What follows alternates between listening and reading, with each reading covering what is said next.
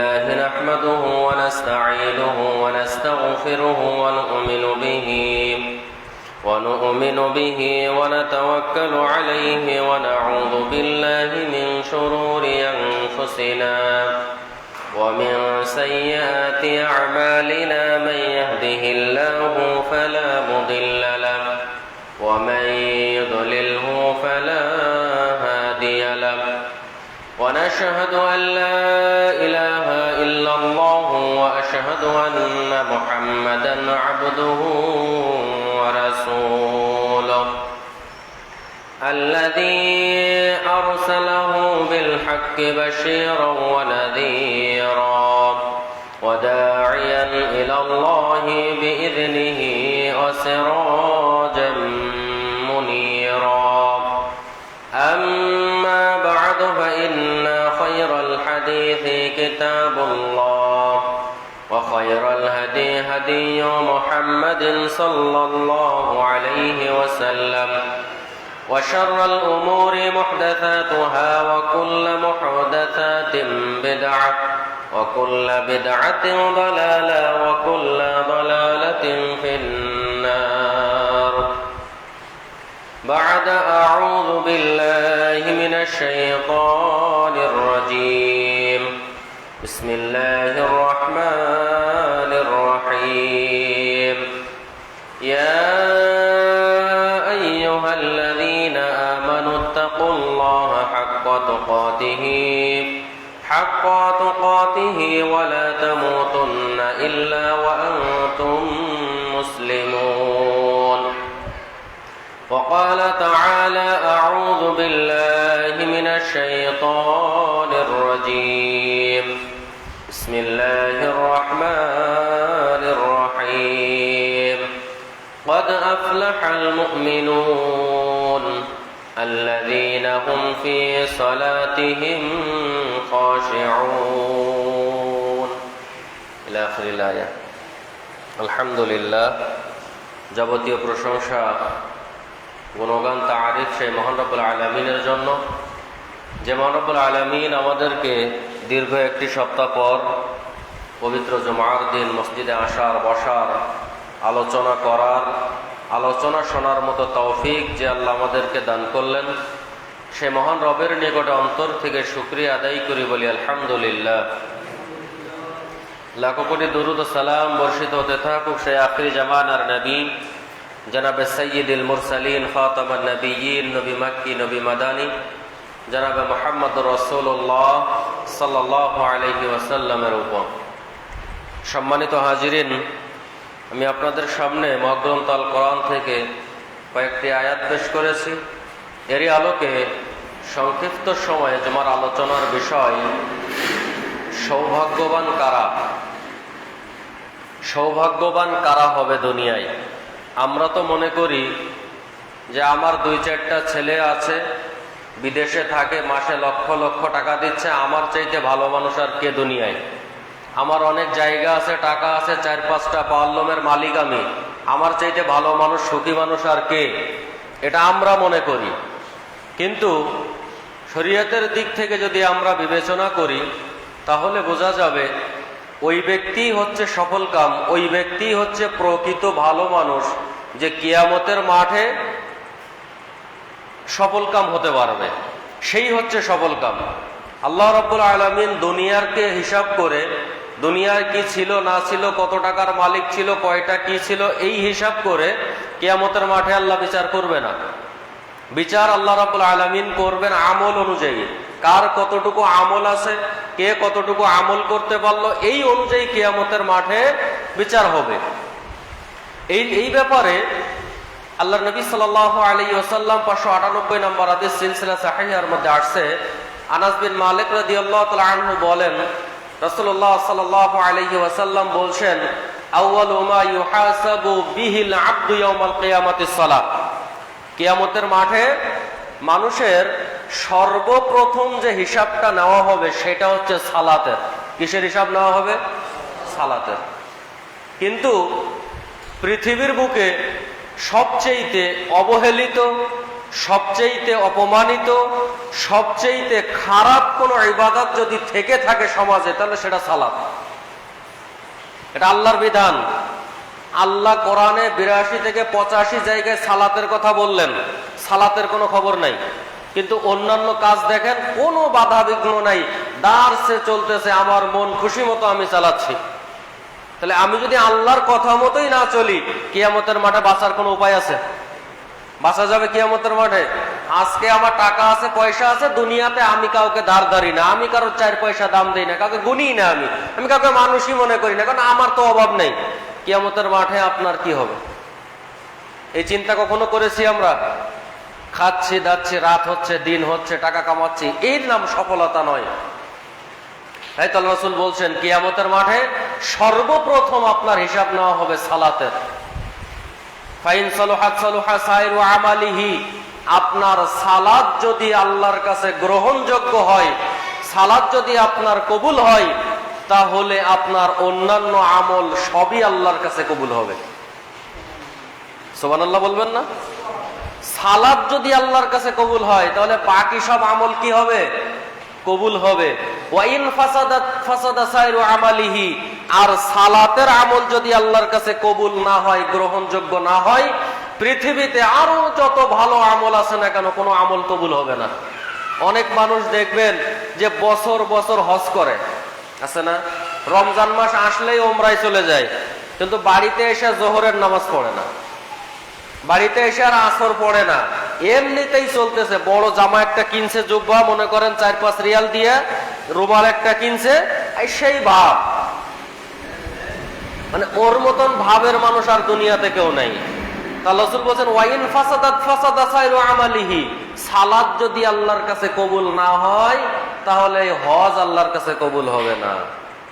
কোটি কোটি টাকা আমি দান করি, আছে না নাই? মাহফিলের সময়, হুজুর আমার নামে 200 বস্তা সিমেন্ট লেখেন, 40 বছর গেছে, 200 বস্তা তো যাক, 1 বস্তা দেওয়ার নাম নেই, আছে না? এরকম হারাম করা আছে না দুনিয়ায়, নাম কামানো। তো এখানে যে আল্লাহ রাসূল বলছেন, তোমার সালাত কবুল হলে বাকি সব আমল কবুল হয়ে যাবে, সালাত কবুল না হলে বাকি কোনো আমল কি হবে না? কবুল হবে না। তাহলে আমাদের টার্গেট কি? দুনিয়ার সফলতা না আখিরাতের সফলতা? আমাদের সব, আমরা কোনটা চাই? দুনিয়ার সফলতা নাকি আখিরাতের সফলতা?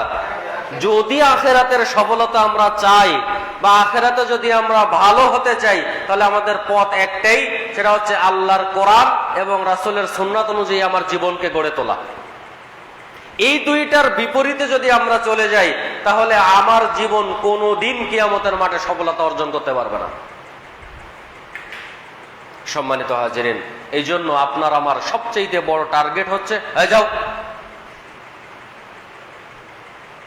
আপনার আমার সবচেয়ে বড় টার্গেট যেটা রাখতে হবে আপনার আমার জীবনে, যে কোনো অবস্থা হোক না কেন, যে কোনো পরিস্থিতি হোক না কেন, দিনে রাতের 5 ওয়াক্ত সালাত কোনোভাবে কোনো অবস্থাতেই যেন না ছুটে যায়। কথা বুঝতে পারেননি? যে হুজুর আমি তো মসজিদে আসতে পারি নাই, এখন কি করব? অনেকেই বলে, হুজুর মসজিদে যাইতে পারি না, নামাজই পড়ি নাই। কেন? আল্লাহ জিজ্ঞাসা করবে কেন? কেনর উত্তর কি দিবেন? মসজিদে আসতে পারেন নাই, ঠিক আছে, বৃষ্টি বা ঝড় বা যা একটা সমস্যার কারণে মসজিদে আসতে পারেন নাই, তো আপনার বাড়িতে কি সমস্যা? বাড়িতেই পড়বেন। আল্লাহ রাসূল বলছেন, তোমরা তোমাদের যে বাড়িতে থাকো, যে ঘরে থাকো, ওই ঘরকে কবর বানাইও না, ওই ঘর কবর বানাইও না তোমরা। এই হাদিসের উপরে আমল করতে গেলে অনেক সমাজের ইমাম সাহেবের বদনাম হয়। কেন? ইমাম সাহেব সুন্নত পড়ে না। আমি ভুক্তভোগী, অনেক জায়গায় এরকম। তাহলে কিছু কিছু হারামখোর মুসল্লিরা আছে, এই বাটপার চিটার মুসল্লিদের জন্যই ইমাম সাহেবরা হাদিসের উপর আমল করতে পারে না। আমি ভুক্তভোগী, সারা এলাকা রটে গেছে ইমাম সাহেব কোনোদিন সুন্নত পড়ে না। আমি পড়ি কি না পড়ি, এই দায়িত্ব কি কমিটির? এই দায়িত্ব কি সমাজের মানুষের? আমি হিসাব দিব কার কাছে? এই জন্য সবচেয়ে গুরুত্বপূর্ণ যে বিষয়, সেটা হচ্ছে ফরজ পড়বেন মসজিদে, সুন্নত পড়বেন কোথায়? বাড়িতে। অনেকে সব দায়িত্ব এখানে শেষ করে বাড়িতে জামা কাপড় খুললে খালি গিয়ে ঘুমায়। তো বাড়িতে আপনি কবর বানাইলেন, আল্লাহ রাসূলের নিষেধ, কবর বানানো যাবে না। বাড়িতেও সালাত পড়তে হবে। ফজরের 2 রাকাত সুন্নাত বাড়ি থেকে পড়ে আসবেন প্রতিদিন। সবাই প্রতিদিন বাড়িতে কি করবেন? ফজরের 2 রাকাত সুন্নাত কোথায় পড়বেন? বাড়িতে পড়ে আসবেন। বাড়িতে পড়ে মসজিদে এসে মসজিদের 2 রাকাত যে হক তাহিয়াতুল মসজিদ, এই মসজিদে পড়বেন। কিন্তু ফজরের 2 রাকাত সুন্নাত কোথায় পড়বেন? বাড়িতে। আপনি যদি নিয়মিত পড়েন তো আপনার যে সন্তান আপনার কথা শোনে না, ও চিন্তা করবে বাপে সালাত পড়ে, আমি যাই না একটু পাশে গিয়ে দাঁড়াই, দেখি না কেমনে রুকু দেয়, কেমনে সেজদা, একটু দেখি। ও জীবনেই কোনোদিন আপনার সালাত পড়তে বাড়িতে দেখে নাই, আপনার সন্তান কিভাবে নামাজি হবে? আমার সন্তান 3-3.5 বছর বয়স, আমার বাপে সালাত পড়লে তার সাথে সালাত পড়ে, আমার মা সালাত পড়লে তার সাথে সালাত পড়ে, বাচ্চার মা পড়লে তার সাথে সালাত পড়ে, আমি পড়লে আমার সাথে পড়ে। কেন? সে আমাকে দেখে, বাচ্চার মাকে দেখে সালাত পড়তে, এজন্য পারে। আপনার সব দায়িত্ব আপনি মসজিদে শেষ করে দিচ্ছেন, তাহলে বাচ্চা আপনার কাছ থেকে কি শিখলো? কথা বুঝতে পারেননি? এজন্য বাচ্চাকে শেখানোর জন্য হলেও মাঝে মধ্যে নফল সালাতগুলো কোথায় পড়বেন? বাড়িতে পড়বেন। আল্লাহ তাআলা আমাদের তৌফিক দান করুক, বলেন আমিন। এজন্য সম্মানিত হাজিরিন, আপনার আমার সমস্ত আমলের ভিত্তি হচ্ছে সালাত। সালাত যদি ঠিক না হয়, আপনার আমার জীবনের সফলতা কোনোদিন অর্জন করতে পারবেন না। তাই তো আল্লাহ সুবহানাহু ওয়া তাআলা 23 নম্বর সূরা আল মুমিনুনের 1 এবং 2 নম্বর আয়াত আল্লাহ তাআলা নাজিল করলেন। নাজিল কেন করলেন? আল্লাহ কোরআনের প্রত্যেকটা আয়াত নাজিল করেছেন, তার পিছনে কিছু কারণ আছে, তার পিছনে কোনো কারণ আছে। তো এই আয়াতটা আল্লাহ কেন নাজিল করলেন? কারণ কি? কিসের জন্য আল্লাহ নাজিল করলেন? তো আবু দাউদ রাহিমাহুল্লাহ তার একটা গ্রন্থ আছে মারামিল নামক কিতাব। এই কিতাবের 96 নম্বর হাদিসের মধ্যে তিনি উল্লেখ করলেন যে আবু হাতেম রাহিমাহুল্লাহ বলেন যে আল্লাহ রসুল যখন সালাতে দাঁড়াতেন, আমরা যেরকম সালাতে দাঁড়াই, আল্লাহ রসুল যখন সালাতে দাঁড়াতেন তো একবার ডানে, একবার বামে, একবার সামনে পিছনে তাকাতো। আমরা তাকাই কি তাকাই না? আইসা দরজাটা একটু জোরে দিছে, ও নামাজ পড়তেছে, পিছনে দেখে যে কে এই কামটা করলো। আচ্ছা না, সেরকম মুসল্লি সালাত পড়তেছে, বাচ্চারা পিছনে চিল্লাচিল্লি করে, ও দেখে যে কে এই আকামটা কেডা করে। তো আল্লাহ রসুল তখন এই কাজটা করতো যে ডানে বামে আল্লাহ রসুল তাকাতো। তো আল্লাহ চিন্তা করলেন যে না, এইটা তো কোনো ভালো মানুষের সালাত না, এইটা কোনো প্রকৃত ইমানদারের নামাজ এইটা না। কিভাবে নিষেধ করা যায়, কিভাবে বাধা দেওয়া যায়? তখন আল্লাহ রাব্বুল আলামিন 23 নম্বর সূরা মুমিনুনের 1 এবং 2 নম্বর আয়াত আল্লাহ নাজিল করলেন। আল্লাহ রাব্বুল আলামিন বলেন ক্বাদ আফলাহাল মুমিনুন, অবশ্যই মুমিনরাই সফলকাম। সুবহানাল্লাহ বলবেন না? অবশ্যই মুমিনরাই সফলকাম। তো মুমিন কারা? আল্লাযীনা হুম ফি সলাতিহিম খাশিউন, যারা তাদের সলাতে বিনয়ী, যারা তাদের সলাতে নম্র, যারা তাদের সলাতে ভদ্র, তারাই হচ্ছে মুমিন। আর এই মুমিনরাই কিয়ামতের মাঠে সফলতা অর্জন করবে। তাহলে তার মানে কি দাঁড়ালো? আপনি যখন সালাতে দাঁড়াবেন, সালাতের শুরু থেকে নিয়ে একেবারে শেষ পর্যন্ত আপনার চোখ থাকবে সেজদার স্থানে, এর ডানে বামে করার কোনো সুযোগ নাই। কেডা এসে দরজা জোরে দিল, কেডায় মোটর ছেড়ে পানি বেশি পড়তেছে, এইগুলো দেখার কোনো সুযোগ নাই। ডানে বামে তাকানোর কোনো সুযোগ নাই। কি হচ্ছে না হচ্ছে এগুলা কোনোই বিবেচনা করা যাবে না। আপনি শুরু থেকে শেষ পর্যন্ত সব একই নিয়মে সালাত পড়তে হবে। কথা বুঝতে পারেননি? সালাত আপনাকে পড়তেই হবে। তাহলে এরপরে আল্লাহ রাব্বুল আলামিন যে এখানে বললেন আল্লাযীনা হুম ফি সলাতিহিম খাশিউন, যারা তাদের সলাতে বিনয়ী। সালাতে বিনয়ীর ব্যাপারে অত্র আয়াতের ব্যাখ্যায় তাফসীরকাররা উল্লেখ করেছেন যে আব্দুল্লাহ ইবনে আব্বাস রাদিয়াল্লাহু তাআলা আনহু তিনি বলেন যে এই সফলকাম তারা হচ্ছে, তারা জান্নাতে চলে গেছে। এখন সুবহানাল্লাহ। যে সফলকাম তারাই যারা সালাতে বিনয়ী, বিনয়ের সাথে নম্রভাবে ভদ্রভাবে খুব ঠান্ডা মেজাজে যদি কেউ সালাত পড়ে, ইবনে আব্বাস রাদিয়াল্লাহু তাআলা আনহু বলছেন তিনি জান্নাতে চলে গেছেন, জান্নাতে পৌঁছে গেছেন। তার মানে সেই ব্যক্তি হচ্ছে সফলকাম।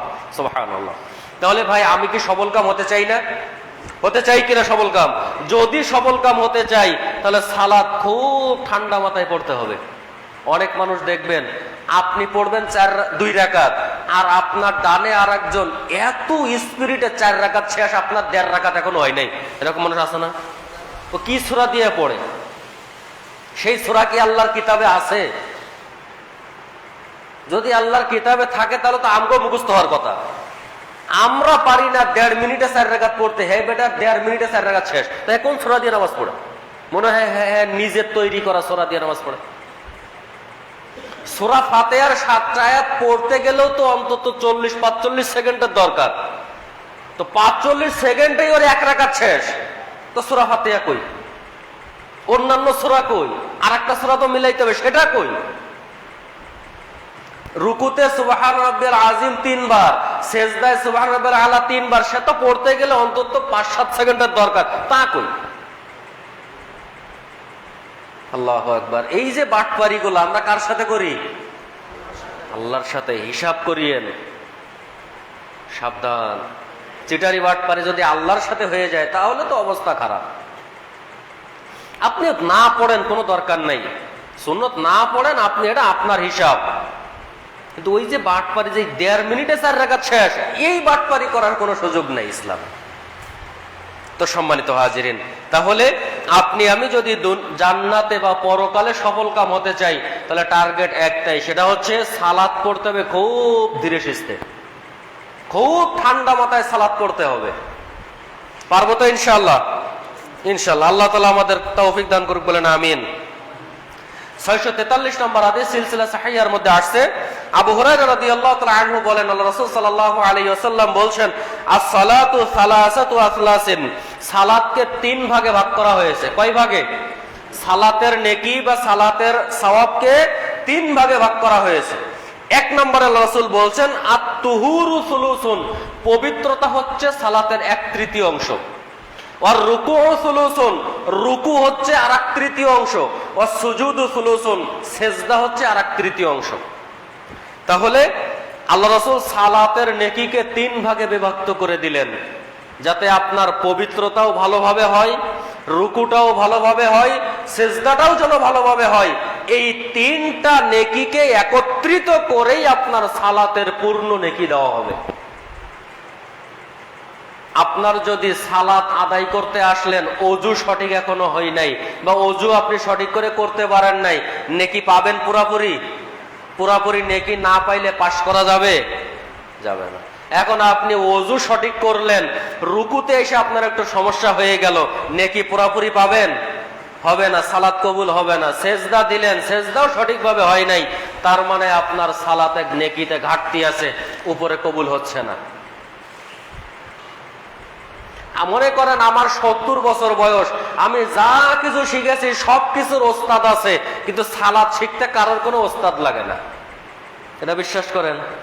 এখন আমি যদি গিয়ে আপনার পাওয়াল্লমে গিয়ে বলি যে ভাই আমি আজকে একটা কাজ করবো, এখন আগে বলবেন হুজুর কিছু ইন্টারভিউ নেই, কথা বুঝতে পারেন নাই? যে হুজুর এই কাপড়টা কয়টা সুতাই হইছে, বা এই সুতাটা কত নাম্বার, এই যে মাকুবা আপনারা যেটা বলেন, এই কাঠটা এই নাম্বার কত, আমি গো ভাই এইগুলা কি আমার কাম? তা আপনি ধর নিয়ে যান গা, পাগল ছাগল হয়েছে যেন কাম করতো, কিচ্ছু বুঝেন না, জান আপনি কি এর কাম করতে হয়েছেন, আপনি জানেন? এরকমই তো স্বাভাবিক হবে, তাই না? তো আপনি যখন সালাতে আসলেন, তো সালাতের ওস্তাদ কই আপনার? মুহাম্মদ সাল্লাল্লাহু আলাইহি ওয়াসাল্লাম 1400 বছর থেকে 1500 বছর আগে বলে গেছেন, সাল্লু কামা রাআইতুমুনি উসাল্লি, আমি মুহাম্মদ যেভাবে সালাত পড়েছি ওইভাবে সালাত পড়ো। তো মুহাম্মাদের সালাত আর আপনার সালাতের মধ্যে কোনো পার্থক্য, কোনো মিল নেই। তাহলে আপনার ওস্তাদ কই? কারেন্টের কাজ শিখবো, আমার ওস্তাদের প্রয়োজন, প্রয়োজন আছে কি নাই? কোরআন শিখতে যাব, আমার ওস্তাদের প্রয়োজন। এই যে এটা তৈরি হয়েছে ওস্তাদ ছাড়া, ওস্তাদ ছাড়া হয়েছে। এই যে এখানে ভিডিও হচ্ছে, এটা তৈরি হয়েছে কি ওস্তাদ ছাড়া? এই যে মসজিদটা তৈরি হলো কি ওস্তাদ ছাড়া? তো আপনি যে সালাত পড়লেন, আপনি আমারে বলেন যে হুজুর আমার ওস্তাদ উনি, বলেন নাই? অন্তত 1999 জনের সালাতের কোনো ওস্তাদ নাই। ওই নিজে হুজুর আমি কত পারি, আমার আবার কি এর ওস্তাদ লাগবো মিয়া, বুঝেন নাই? এই ওস্তাদ ছাড়া নামাজের কোনো গুরুত্ব নাই। তাই তো রাসূল সাল্লাল্লাহু আলাইহি ওয়াসাল্লাম সালাতকে 3 ভাগে ভাগ করলেন। পবিত্রতার ব্যাপারে আল্লাহ রাসূল সাল্লাল্লাহু আলাইহি ওয়াসাল্লাম 423 এবং 25 নম্বর হাদিস, সুনানে আন-নাসাই 139 নম্বর হাদিস, 423 এবং 25 নম্বর হাদিস সহিহ মুসলিম, 139 নম্বর হাদিস সুনানে আন-নাসাইর মধ্যে বলছেন, ওমর রাদিয়াল্লাহু তাআলা আনহু বলেন যে আমি আল্লাহ রাসূল সাল্লাল্লাহু আলাইহি ওয়াসাল্লামকে বলতে শুনেছি, লা তুকবালু সালাতুন বিগাইরি তুহুরিন, ওযু ব্যতীত সালাত কবুল হবে না, ওযু ব্যতীত সালাত কবুল হবে না। এখন অজুর শুরুতে কি বলতে হয়? কি বলতে হবে? বিসমিল্লাহ। এমনও অনেক মানুষ আছে, আমি নিজে শুনেছি, যে তারা বলে বিসমিল্লাহির রহমানির রহিম অজু হবে। এই যে দেড়হাতি পণ্ডিত হয়, আল্লাহ রাসূল বলছেন শুধু বিসমিল্লাহ বলো, আর ও এত পণ্ডিত, ও বলে বিসমিল্লাহির রহমানির রহিম। বুঝেন নাই? মানে ও একটু বেশি ভালো শাস্ত্রে গেছে আল্লাহর কাছে, আল্লাহ আমি তো আরো ভালো। বুঝেন নাই? তাহলে আপনি জানেন যে মাধবদী যাওয়ার রাস্তা দুইটা। কয়টা? সোজা যাওয়া যায় আর ব্রিজ পার হয়ে যাওয়া যায়। এখন আপনি যদি এই দিকে হাঁটা শুরু করেন যে মাধবদী যাবো, হবে? তো আল্লাহ রাসূল যেভাবে বললেন ওইভাবে না করে যদি উল্টা রাস্তায় আমি হাঁটি, নেকি হবে? নেকির কোনো সুযোগ নেই। এই জন্য আল্লাহ রাসূল সাল্লাল্লাহু আলাইহি ওয়াসাল্লাম বলছেন ওযু ব্যতীত সালাত হবে না। আর ওযুর শুরুতে বিসমিল্লাহ না বললে তার ওযু হবে না। কেউ যদি বলে বিসমিল্লাহির রহমানির রহিম, তাহলে তার ওযু হবে না, সালাতও হবে না। কি বলতে হবে? বিসমিল্লাহ, শুধুমাত্র বিসমিল্লাহ বলতে হবে। বিসমিল্লাহ বলার পরে এখন হাত বা যে অঙ্গগুলা ধুইতে হয়, কয়বার করে ধুতে হবে? একবার। আল্লাহ রাসূলের বর্ণনা, একবার করে ধুতে হবে, দুইবার করে ধুইতে হবে, তিনবার করে ধুইতে হবে। দাড়ি যাদের লম্বা, দাড়ি সুন্দর করে খেলাল করে পানির ভিতরে ঢোকাই দিতে হবে, আর বাম হাত দিয়ে দাড়িটাকে উঁচা করে শেষে এক অঞ্জলি পানি নিয়ে দাড়ি থুতনির নিচে দিয়ে ভালো করে খেলাল করে দিতে হবে। এটার নাম ওযু। দিয়েছেন জীবনে কোনোদিন? তার মানে এ যাবৎকাল কোনোদিন ওযু হয়নি। কথা বুঝতে পারেননি? এ যাবৎকাল কোনোদিন ওযু হয়নি। ওযু না হলে সালাত হবে? হবে না। এখন যদি চিন্তা করেন যে দাড়ির কারণে যদি সালাত ওযু না হয়, দাড়ি কেটে ফেলবো, সমাধান হবে। দাড়ি কাটা কি? ইমাম ইবনুল কাইয়্যিম রাহিমাহুল্লাহ তিনি বলছেন, খুব বড় বিদ্বান, তিনি বলছেন পুরুষ মহিলা তোমরা পার্থক্য করবে দাড়ি দেখে। বেটা মানুষ মুখে দাড়ি নাই, ও মহিলা। ইমাম ইবনুল কাইয়্যিম রাহিমাহুল্লাহ বলছেন, খুব বড় বিদ্বান। তাহলে এখন আপনি কি করবেন? বাঁচার উপায় নেই, দাড়ি রাখা ফরজ, রাখতেই হবে। তো এখন আপনার কথা হচ্ছে, আপনি যেভাবে সালাত ওযু করেন না কেন, ওযুর শেষে আপনার এই হাতগুলাতে পানি পৌঁছিয়ে দেওয়ার জন্য খেলাল করতে হবে। পানি দিয়ে এভাবে ছেড়ে দিলে ওযু হবে না, পানি দিয়ে হাত এভাবে সুন্দর করে হাত মাসা করে দিতে হবে পানি সহকারে, যাতে করে পানিটা জায়গায় জায়গায় পৌঁছায়। অনেক সময় দেখবেন যে ট্যাপ ছেড়ে দিয়ে পা ধোয়, এইভাবে পা একবার দেয়, এভাবে পা একবার দেয়, ওযু হয়ে যায়। জি না? আল্লাহ রাসূলের সুন্নাত যে এই বাম হাতের কনিষ্ঠ আঙ্গুল দিয়ে পায়ের আঙ্গুলের ভিতরে এইভাবে পানি পৌঁছিয়ে দিতে হবে। জীবনে কোনোদিন দিয়েছেন? তার মানে ওযু হয়নি। এ যাবৎকাল 80 বছর 70 বছর কোনোদিন আপনার ওযু হয়নি, সালাত হয়নি। কি করবেন আপনি? 40 বছর ধরে আপনার মসজিদে ইমাম সাহেব খুতবা দেয়, এভাবে কোনোদিন বলেনি, তাকে ধরেন গিয়ে। বলেনি কেন? আপনি হাদিস খোলেন, সব পেয়ে যাবেন। আঙ্গুল দিয়ে খেলাল করে, ফাঁকা জায়গা খেলাল করে পানি পৌঁছিয়ে দিতে হবে। যখন হাত আপনি ধৌত করতে যাবেন, হাত ধৌত করার সময় আপনাকে পানি এভাবে দিয়ে ফাঁকা জায়গাগুলোকে পানি পৌঁছিয়ে দিতে হবে। এর নাম ওযু। যদি এভাবে কোনোদিন জীবনে না দিয়ে থাকেন, তাহলে এ যাবৎকাল কোনোদিন আপনার ওযু হয়নি, সালাত হয়নি। এখন যদি আপনি বলেন যে হুজুর দোষ তো আপনার, আমার দোষ, আপনি পড়েননি কেন? কি হবে উপায়? আল্লাহু আকবার। আল্লাহ আমাদেরকে বোঝারও মানার তৌফিক দান করুক, বলেন আমিন। এখন যদি আমাদের না হয়, তাহলে করণীয় কি? করণীয় আল্লাহর কাছে মাফ চাইতে হবে। আল্লাহ এ যাবৎকাল জানিনি বুঝিনি, আল্লাহ মাফ করেন। মাফ করবে কিনা? আল্লাহ মাফ করবে কিনা? অবশ্যই মাফ করবে। আজকের আসর থেকে শুরু করবেন এইভাবে। এখন মহিলাদের তো দেখানোর কোনো সুযোগ নেই। আপনি বাড়িতে গিয়ে আপনার স্ত্রীকে দেখিয়ে দিবেন যে এভাবে এভাবে ওযু করতে হয়, এভাবে আঙ্গুলের ফাঁকার মধ্যে আঙ্গুল দিতে হয়, পায়ের আঙ্গুলের ফাঁকার মধ্যে এভাবে আঙ্গুল দিয়ে ওযু করতে হয়। এটা আপনি গিয়ে শিখিয়ে দিবেন। শেখানোর ক্ষেত্রে কোনো লজ্জা আছে? যে হুজুর বউকে আবার কেমনে শিখায়, লজ্জার ব্যাপার। জি না? আপনি লজ্জা করতে গেলে ওর যদি ক্ষতি হয়, গুনাহ হবে কার? স্বামীর। মানে সব কিছু পেছানো, এখন আপনি ছুটতে পারবেন না কোনো জায়গা থেকে। আল্লাহ আমাদের ভালো সঠিক বোঝার তৌফিক দান করুক, বলি আমিন। দ্বিতীয় নাম্বার আসেন, রুকু এবং সেজদা যদি সঠিক না হয়। আল্লাহ রাসূল সাল্লাল্লাহু আলাইহি ওয়াসাল্লাম 22,136 নম্বর হাদিস সহিহ মুসনাদ আহমদের মধ্যে বলছেন, আবু কাতাদা রাদিয়াল্লাহু তাআলা আনহু বলেন, আল্লাহ রাসূল সাল্লাল্লাহু আলাইহি ওয়াসাল্লাম বলছেন, আসওয়াউন নাসি সারিকাতাল্লাযী ইয়াসরিকু মিন সালাতিহি। আল্লাহ রাসূল বলছেন, চোর হিসাবে সবচেয়ে বড় চোর হচ্ছে সালাত চোর। কথা বুঝেননি? এখন আপনি মনে করেন যে আমি রাত 12টার সময় এলাকায় কেউ নাই, এলাকায় কেউ নাই, এখন এই জিনিসটা আমি মাথায় করে নিয়ে চলে গেলাম। কারণ আপনি কি বলবেন যে ইমাম সাহেব এত বড় চোর যে এই জিনিস মসজিদের জিনিস নিয়ে গেছে। এখন আপনাদের মসজিদে প্রায় 12টা থেকে 15টা ফ্যান, মনে করেন আজকে আসরের পরে আমি নিয়ে চলে গেলাম, আপনি কইবেন হুজুরে এত বড় চোর, সব ফ্যান হয়ে গেছে গা। মুহাম্মদ সাল্লাল্লাহু আলাইহি ওয়াসাল্লাম বলছেন, এই চোরের চাইতেও বড় চোর হচ্ছে যে সালাত চোর। কথা বুঝতে পারেননি? মনে করেন যে আপনার বাড়িতে আমি ঢুকে 50 লাখ টাকা চুরি করে নিয়ে গেলাম, আপনি বলবেন যে এ বড় চোর। বড় চোর না হলে 50 লাখ টাকা নেওয়া খুব কঠিন ব্যাপার। তাহলে রাসূল বলছেন তার চাইতে বড় চোর হচ্ছে সেই যে সালাত চুরি করে। ক্বালু, সাহাবায়ে কেরাম জিজ্ঞাসা করেন, ইয়া রাসূলুল্লাহ, হে আল্লাহর রাসূল, ওয়া কাইফা ইয়াসরিকু মিন সালাতি, আল্লাহর রাসূল সালাত কিভাবে চুরি করে? প্রশ্ন আছে না নাই যে সালাত চুরি করার কোনো বিষয়? কেমনে চুরি করে? এই জিনিসটা নিয়ে গেলাম তার মানে আমি চুরি করলাম, ঘড়িটা নিয়ে গেলাম তার মানে চোর হিসেবে আমি নিয়ে গেলাম। তো আল্লাহ রাসূল সালাত আবার কিভাবে চুরি হয়? ক্বালা লা ইউতিম্মু রুকুউহা ওয়ালা সুজুদুহা।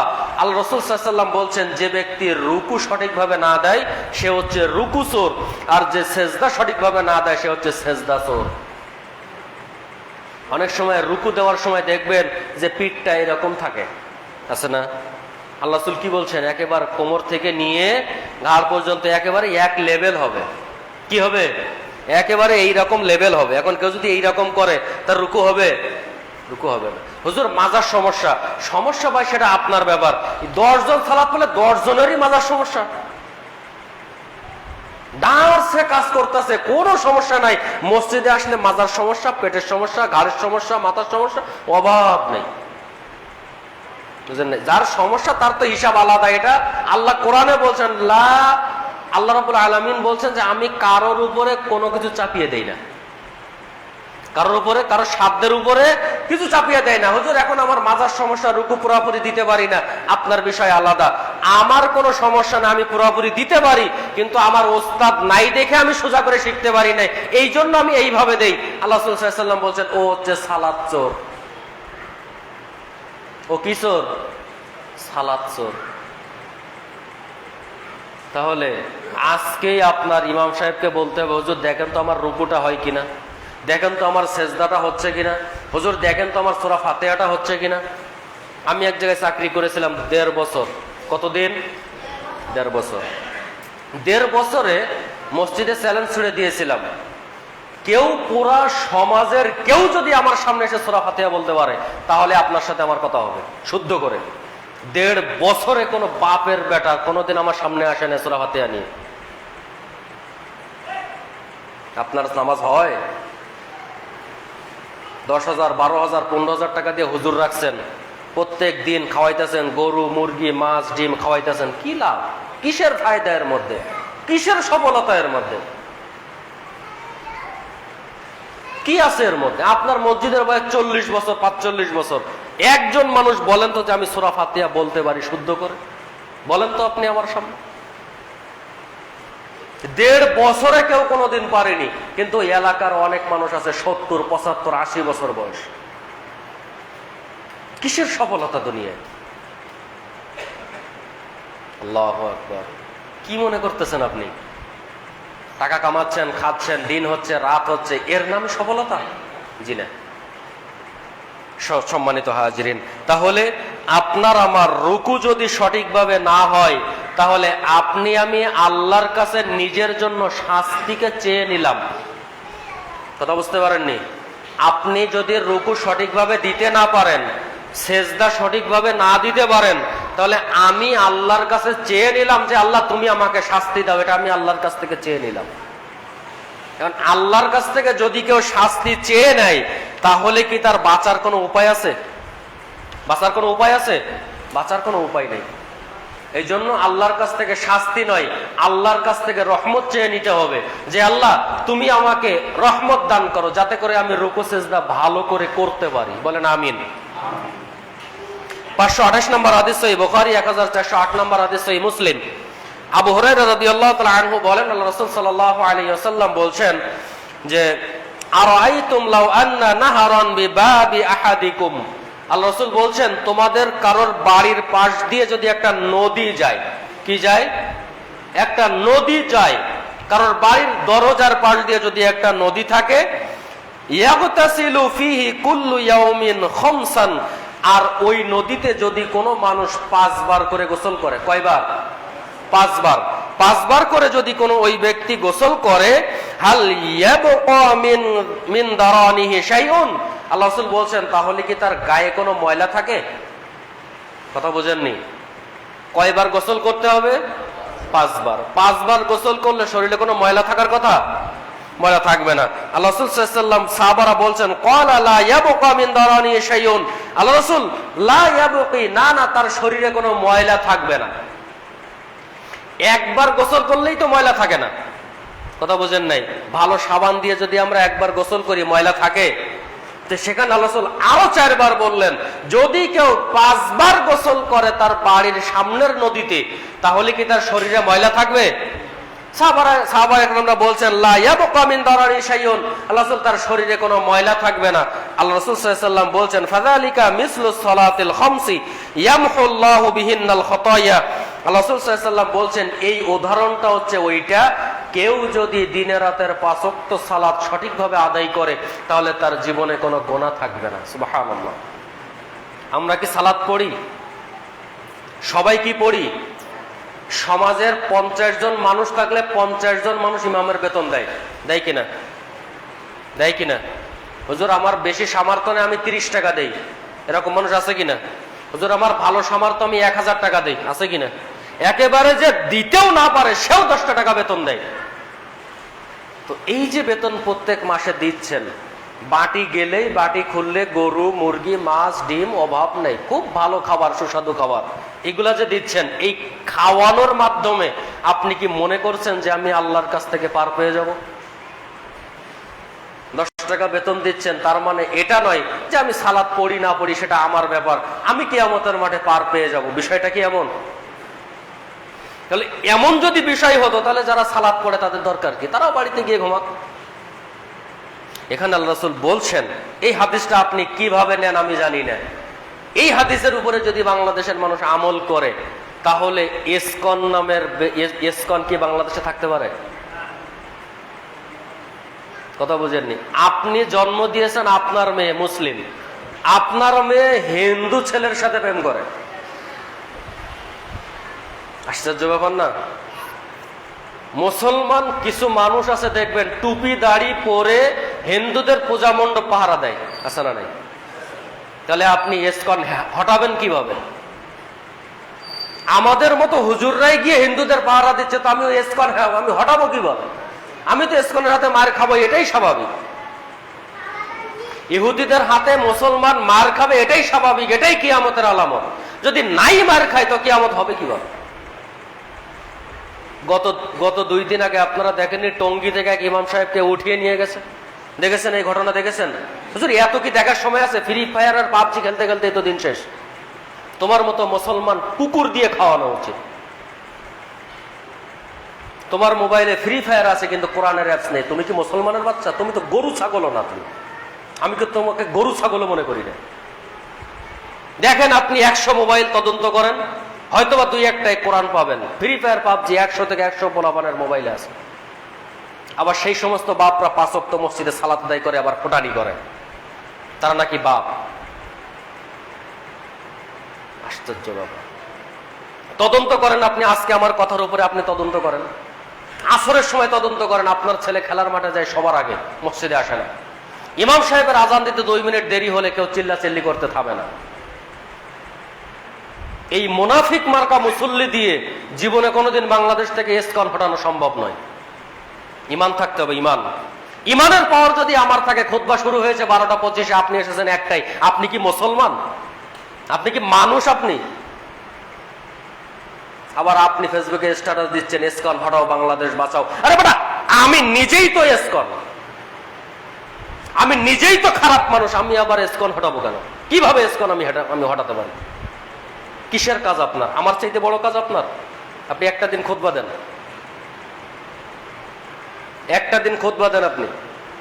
এরকম একটা ঘটনা বলি আপনাকে। ঘটনা হচ্ছে, ছনপাড়া কান্দাইল চিনেন সবাই? কান্দাইল চিনেন না? আপনাদের বাড়ির এলাকা। তো ওই দিন কি একটা কথা নিয়ে ইমাম সাহেবের সাথে আর সেক্রেটারির সাথে কথা কাটাকাটি হলো।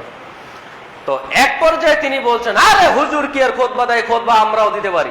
তো ঠিক আছে, মসজিদ কমিটি যখন কথা হয়েছে, ঠিক আছে আগামী সপ্তাহ আপনি খুতবা দিবেন। ঠিক আছে, উনিও খুব ভালো করে পোস্টপাস নিয়ে খুতবা দিতে উঠেছেন। ওঠার শুরু থেকে নিয়ে যে হাত পা কাবাকাবি শুরু, নামার পরে প্রায় 8 দিন থেকে 10 দিন একটানা জ্বর, খাইতে পারে না কিছু, ঘুমাইতে পারেন, অবস্থা খুবই খারাপ। আপনি কি মনে করেছেন এখানে দাঁড়ালেই কিছু বলা যায়? দাঁড়ান আপনি, আপনার সাথে আমার চ্যালেঞ্জ থাকলো, দাঁড়ান একটা জমা খুতবা দেন। এই একটা নোট বানাতে কমপক্ষে 15 দিন সময় লাগে, একটা নোট বানাতে খুতবার। আর আপনি খুতবা শুদ্ধে এসে ঘুমাচ্ছেন, দেয়ালে হেলান দিয়ে আছেন, কেউ গল্প করছেন। আশ্চর্য ব্যাপার। আপনাকে আমি 1 মাস সময় দিলাম, এরকম একটা নোট তৈরি করে আমাকে দেখান। 1 মাস সম্ভব না। তাহলে আমাদের ঈমান কোথায়? ঠিক আছে হুজুর, এখন আপনি বলবেন, হুজুর আপনি কি ইসকনের পক্ষে? নাউজুবিল্লাহ, কখনো না, ইসকনের বিপক্ষে। কিন্তু আমি মাঠে যাব কাকে নিয়ে? ইসকন হটানোর জন্য মাঠে আমি কাকে নিয়ে যাব? কাকে নিয়ে যাব? ফজরের নামাজে 4 জন মুসল্লি, জোহরের নামাজে 5 জন মুসল্লি, আর ইসকন হটানোর জন্য পুরা সমাজবাসী একত্রিত হচ্ছে। তাহলে যারা গেল তাদের তো ঈমানই নেই, তো ওই ইসকন হটাবে কিভাবে?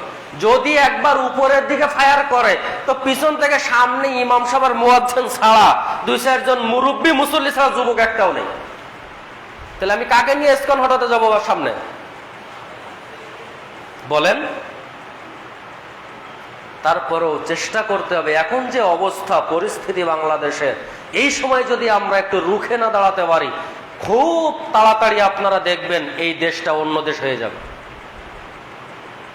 কথা বুঝতে পারেননি? যেখানে একজন ইমাম সাহেব ইসকনের বিরুদ্ধে প্রতিবাদ করার কারণে টঙ্গী থেকে তুলে নিয়ে যাওয়া হয় পঞ্চগড়, সেখানে তাকে অজ্ঞান করে ফেলে দেওয়া হয়, কথা বললেই মারে। আবার আপনার মোবাইলে ফ্রি ফায়ার আর পাবজি। এই যে আপনাদের স্কুলে গেলেই তো বিকালে দেখা যায়, স্কুলের মেন গেটের সামনে 8-10 জন যুবক, এই ডানে মারো, বামে মারো, এই সামনে যাও, এই একটা গুলি। আরে একই অবস্থা।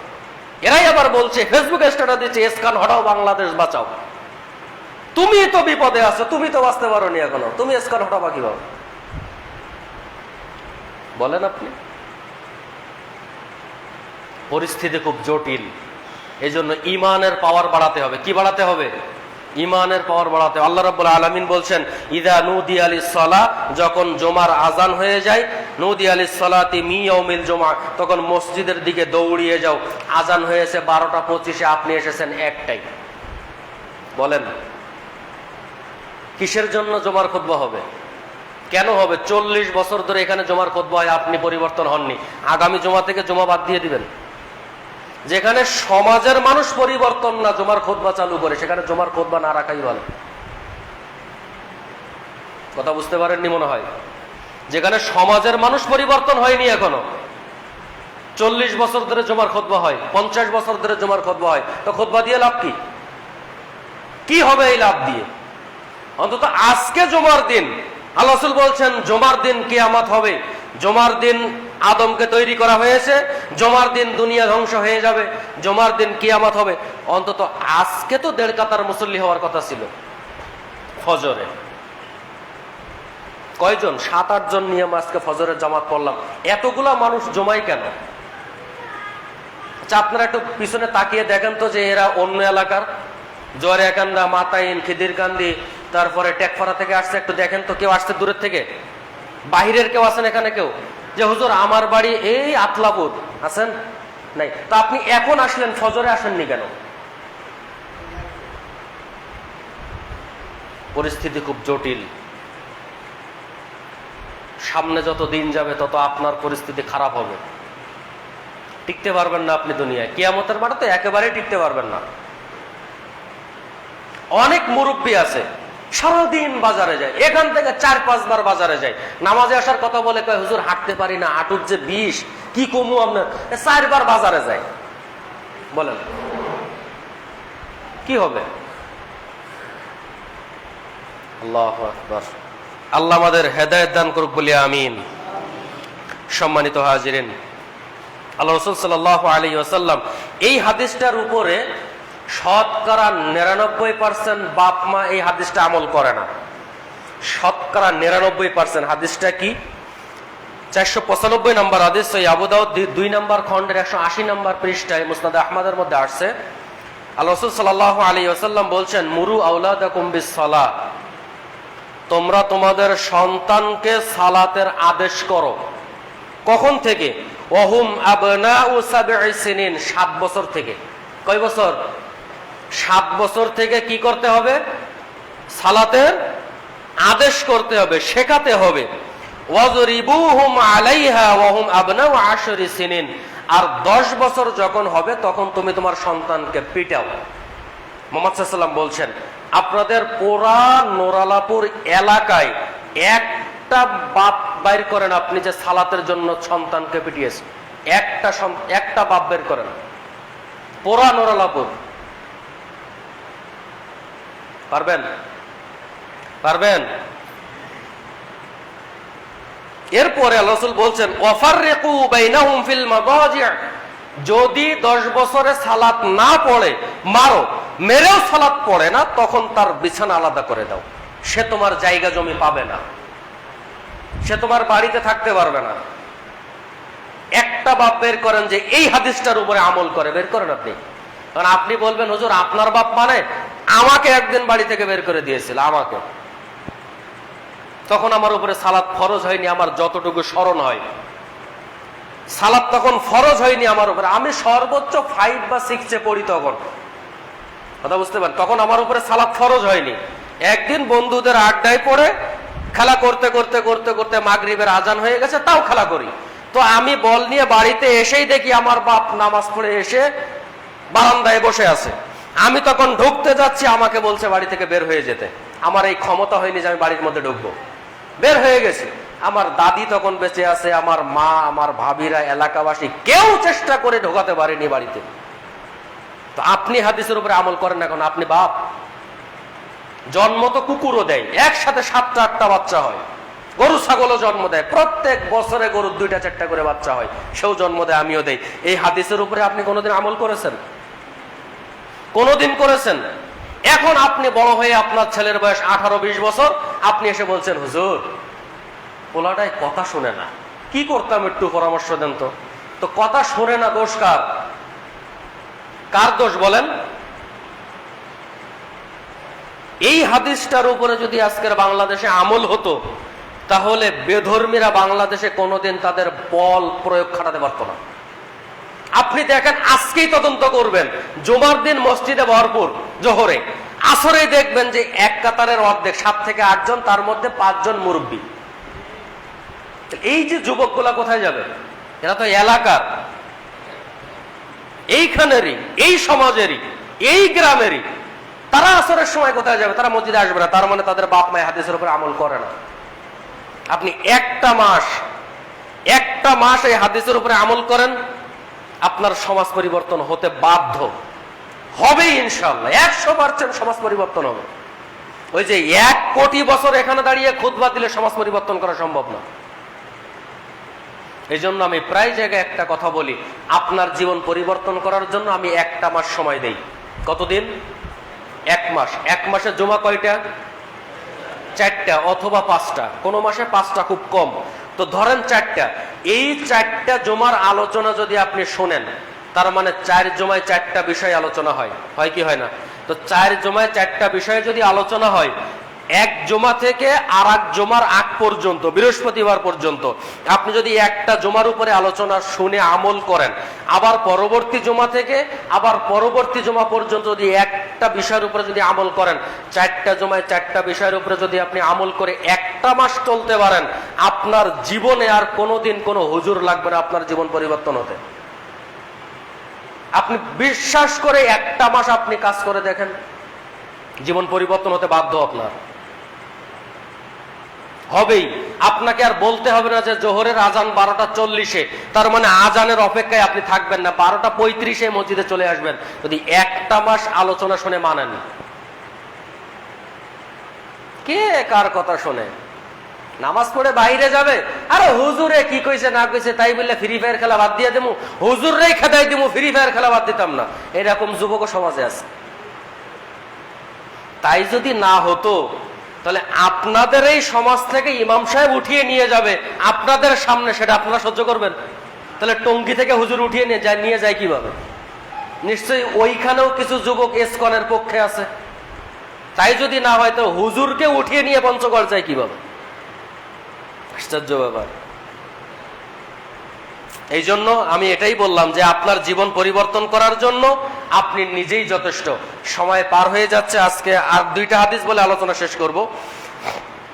6576 নম্বর হাদিস, এই মুসনাদে আহমদ, রাসূল সাল্লাল্লাহু আলাইহি ওয়াসাল্লাম, এখানে আব্দুল্লাহ ইবনে আমর ইবনে আস রাদিয়াল্লাহু তাআলা আনহু বলেন, রাসূল সাল্লাল্লাহু আলাইহি ওয়াসাল্লাম সালাতকে প্রসঙ্গ করে আল্লাহর রাসূল একটা হাদিস বললেন, ওয়ামান লাম ইউহাফিযু আলাইহা লাম তাকুন নূরান ওয়ালা বুরহানান।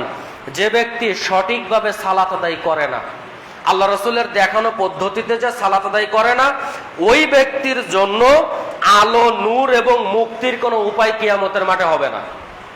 তাহলে সঠিকভাবে সালাত আদায় করতে গেলে আপনাকে আল্লাহ রাসূলের হাদিসগুলো পড়তে হবে, আল্লাহ রাসূলের দেখানো পদ্ধতিগুলো আপনার পড়তে হবে।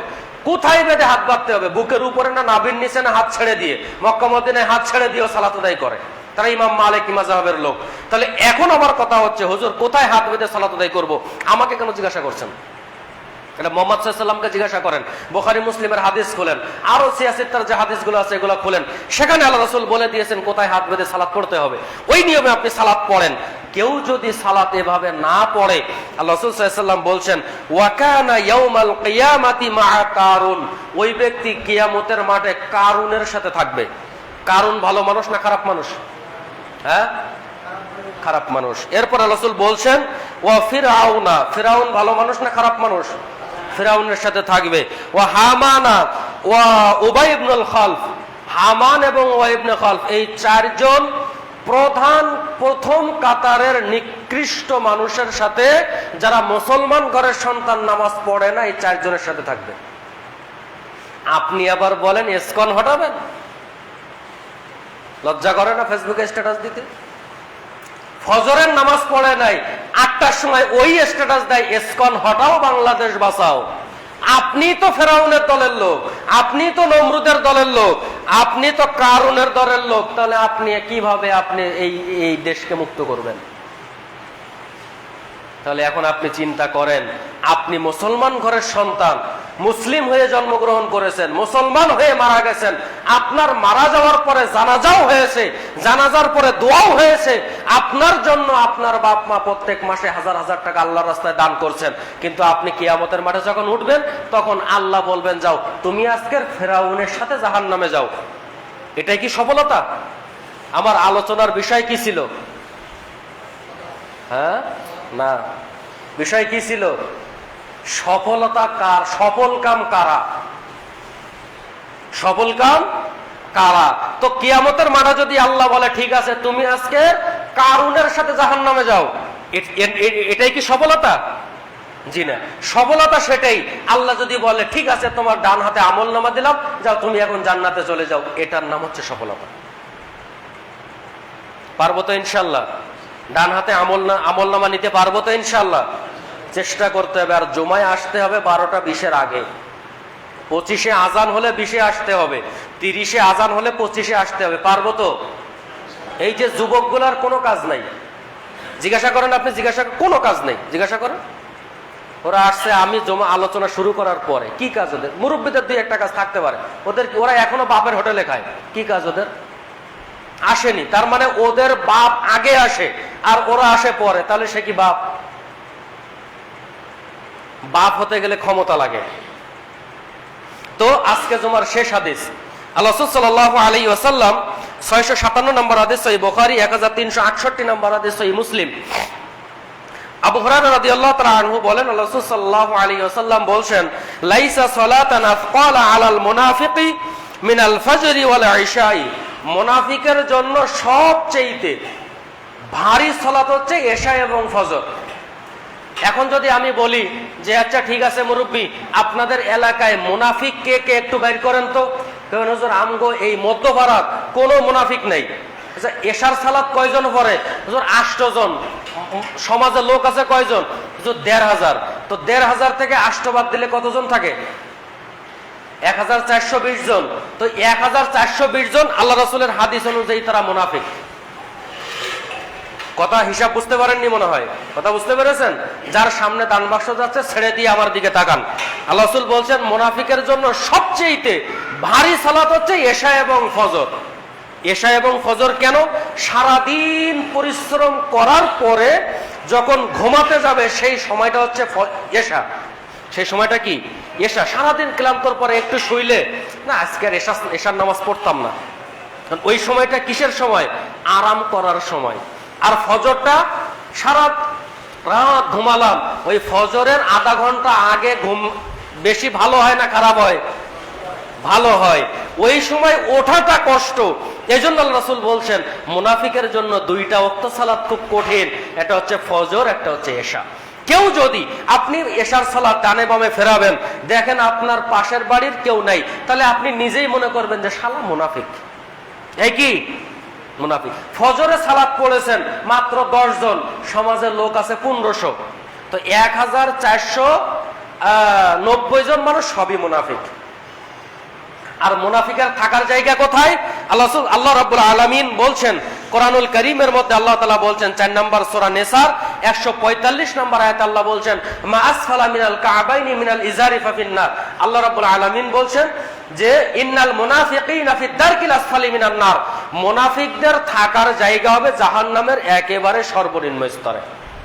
তাহলে এখন আপনি চিন্তা করবেন যে আপনি কি জাহান্নামের সর্বনিম্ন স্তরে থাকবেন না আপনি জান্নাতের সর্বোচ্চ জায়গায় থাকবেন? এখন বিবেচনা আপনার। যদি মনে করেন যে না আমি জান্নাতের ভালো জায়গায় থাকবো, তাহলে আপনাকে ফজর এশা সহ বাকি যে 3 ওয়াক্ত আছে এই 3 ওয়াক্ত সালাতের হেফাজতকারী হতে হবে। পারবো তো ইনশাআল্লাহ? কথা বলেন, পারবো তো ইনশাআল্লাহ? আল্লাহ আমাদের তৌফিক দান করুক, বলেন আমিন। আল্লাহ তুমি আমাদের এই রকম ভাবে তৌফিক দান করো যাতে করে দিনে রাতের 5 ওয়াক্ত সালাত আদায় না করে আমরা যেন দিনটা পার না করি। পারবো? যে আজকে আমি এশা, ফজর, জোহর, আসর, মাগরিব, এশা 5 ওয়াক্ত থেকে 1 ওয়াক্ত পড়ি নাই, তার মানে এই চিন্তা করতে হবে যে আজকের পুরা দিন আমি কিছুই খাবো না, কিছুই করব না, বাহিরে যাব না, আল্লাহর দেওয়া শ্বাস প্রশ্বাস নিব না, নাক বন্ধ করে রাখবো। কে কে পারবেন? কথা বলেন, কে কে পারবেন? এই যে শ্বাস নিচ্ছেন হিসাব দিতে হবে। 1 ওয়াক্ত নামাজ পড়বো না, এই হাত আর কোনো কাজে লাগাবো না, রেখে দিব। কে কে পারবেন? 1 ওয়াক্ত নামাজ পড়বো না, 2 পা কোনো কাজে লাগাবো না, একেবারে এইভাবে বসে থাকবো। কে কে পারবেন? চোখ বন্ধ করে রাখবো, নিঃশ্বাস বন্ধ করে রাখবো, নাক মুখ এভাবে চাপ দিয়ে রাখবো, নিব না। কারণ কি? 1 ওয়াক্ত নামাজ পড়ি নাই। এরকম কোনো মায়ের বেটা জন্ম হয়েছে আজকে পৃথিবীতে এই কাজ করতে পারে? হিসাব আপনি আল্লাহকে দিবেন, আমাকে তো দেওয়ার কোনো প্রয়োজন নেই। আল্লাহ রাব্বুল আলামিন আজকের যতটুকু আলোচনা হলো এই আলোচনা মোতাবেক আগে আমাকে মানার তৌফিক আল্লাহ তাআলা দান করুক, বলেন আমিন। এবং আমরা যারাই উপস্থিত আছি, অনলাইনে যারা দেখছেন, মা বোন সহ নারী পুরুষ সবাই এই হাদিসের এই আলোচনার উপরে যেন আমল করতে পারে আল্লাহ রাব্বুল আলামিন সেই তৌফিক দান করুক, বলেন আমিন। ওয়া আখিরু দাওয়ানা আলহামদুলিল্লাহি রাব্বিল আলামিন। ইন্নাহু যাদুন কালিমুম মালিকুম রাউফুর রহিম। মারা গেছে 200 টাকা আমার নামে। মসজিদে না, আমার আব্বার নামে মসজিদে।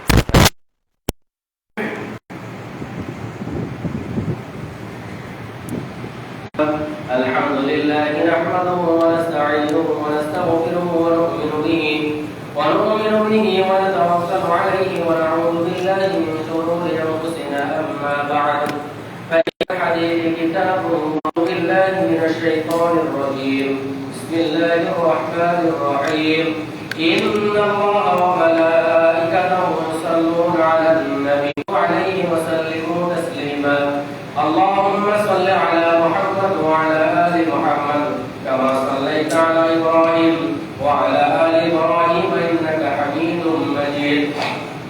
اللهم بارك على محمد وعلى آل محمد كما باركت على إبراهيم وعلى آل إبراهيم